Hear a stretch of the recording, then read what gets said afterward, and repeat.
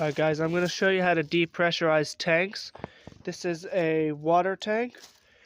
Usually they have a pin in here that I can push to let the air out, but this one seems to be rusted through, so I'm just going to cut it out with the angle grinder. Alright, here we go.